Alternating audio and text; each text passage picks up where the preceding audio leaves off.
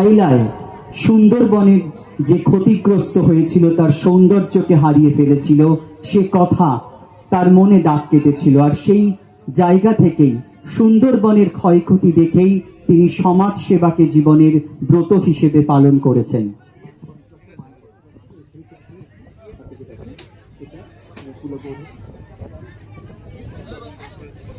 শ্রী শুভাশিস মণ্ডল, আমি তাকেও মঞ্চের সামনে আসার অনুরোধ রাখছি।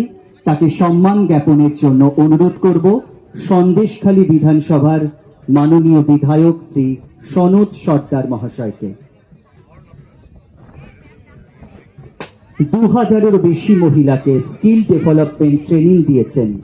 20টি বিদ্যালয়ে ওয়াটার পিউরিফাইড বসানোর কাজ করেছেন এবং 3টি অঙ্গনওয়াড়ি বিদ্যালয় তিনি প্রতিষ্ঠা করেছেন। এই সুন্দরবন অঞ্চলে 6 লক্ষ ম্যানগ্রোভ চারা তিনি রোপণ করেছেন। তিনি শুভাশিস মণ্ডল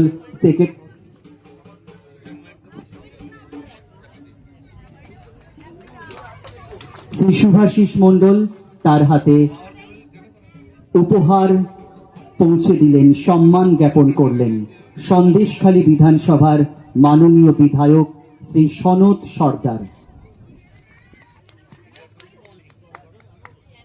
এরপর শ্রী সুব্রত দে, সুব্রত বাবুকেও আমি মঞ্চে